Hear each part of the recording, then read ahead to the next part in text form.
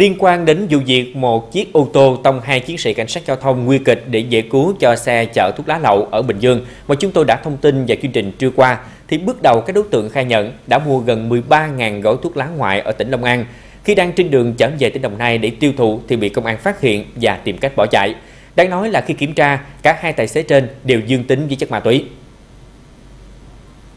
Hôm qua, Công an tỉnh Bình Dương cho biết đang tạm giữ hình sự nhóm đối tượng gồm Nguyễn Thanh Phú, 23 tuổi, ngụ tỉnh Nghệ An, Đỗ Tấn Chức, 27 tuổi, ngụ thành phố Cần Thơ và Hoàng Thị Toan, 31 tuổi, ngụ thành phố Hồ Chí Minh để điều tra hành vi vận chuyển hàng cấm và chống người thi hành công vụ, khiến cho nhiều chiến sĩ cảnh sát giao thông bị thương phải nhập viện.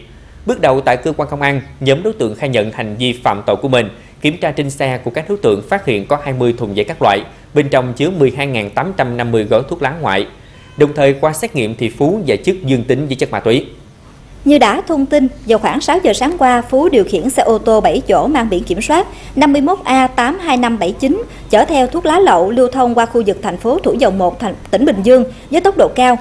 Khi vừa đi tới đường Mỹ Phước Tân Dạng, đoạn thuộc thành phố Thủ Dầu Một, thì tổ công tác phòng cảnh sát giao thông phối hợp cùng phòng cảnh sát cơ động công an tỉnh Bình Dương đang thực hiện tuần tra kiểm soát trên địa bàn phát hiện. Lúc này, tổ công tác đã ra tín hiệu cho Phú dừng xe để kiểm tra. Tuy nhiên, Phú không chấp hành hiệu lệnh của tổ công tác mà cố tình lên ga bỏ chạy.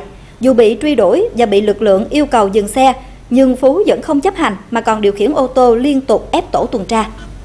Sau khi truy đuổi tới khu vực đường Bùi Thị Xuân, khu phố Tân Phú 2, phường Tân Bình, thị xã Dĩ An, tỉnh Bình Dương, thì trung úy Bùi Văn Lựa, thượng úy Hồ Minh Trí cùng chiến sĩ Thượng Duy Tân vượt lên trước ô tô biển kiểm soát 51A82579 để ra hiệu lệnh dừng xe.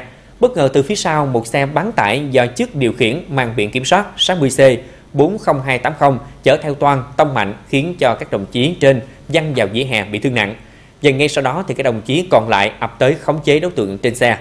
Riêng đối tượng Phú cùng phương tiện cũng bị công an truy đuổi bắt giữ sau đó. Tất cả các đối tượng cùng phương tiện đưa về trụ sở làm việc. Vụ việc khiến cho 3 chiến sĩ cảnh sát giao thông bị thương cấp cứu tại bệnh viện Đa khoa tỉnh Bình Dương.